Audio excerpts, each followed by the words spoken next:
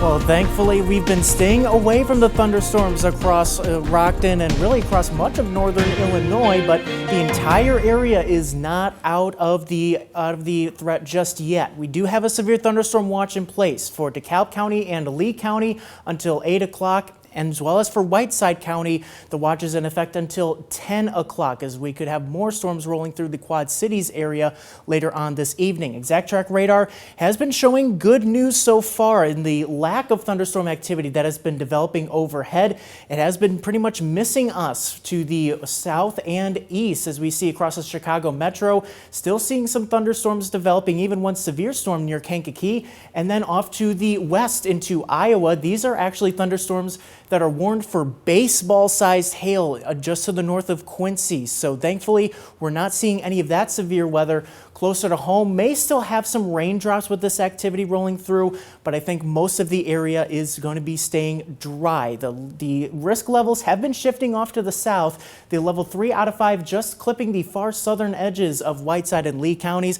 And I think that's a good indicator on just where we're looking at the highest threat of any severe weather, because as we point out on Future Track, the bulk of the storms will be staying near and south of I-80, and then we'll be watching for another round to develop near the Quad Cities area. So that's why Whiteside County is in the watch for a couple hours later, because we'll have to watch this round as it develops, and then blossoming into widespread thunderstorms across central Illinois. Then we'll just have to watch to see, does a storm or two just clip parts of Lee and DeKalb counties?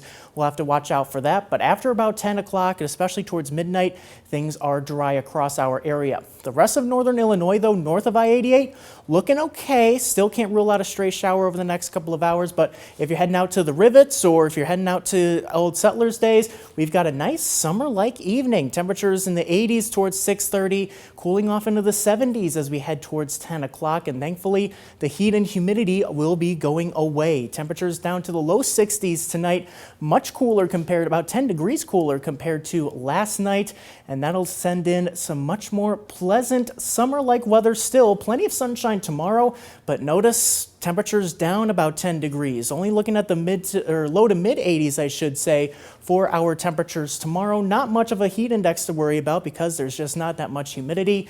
Then on Saturday, a little more cloud cover, but similar temperatures until we jump back into the 90s next week, looking like potentially excessive heat when you combine increased humidity. So want to make sure to check on those air conditioners now. If you're noticing anything with the heat that we have now, get it checked on now or over the weekend, because we are definitely going to be needing it by Father's Day. 92 degrees on Sunday, and then later on through next week, low to mid 90s for highs, low 70s for lows. So it's going to be an extended heat wave that we're talking about here. So make sure to stay weather aware both tonight with that potential for storms in our southern area, and then for the incoming heat next week, Sam.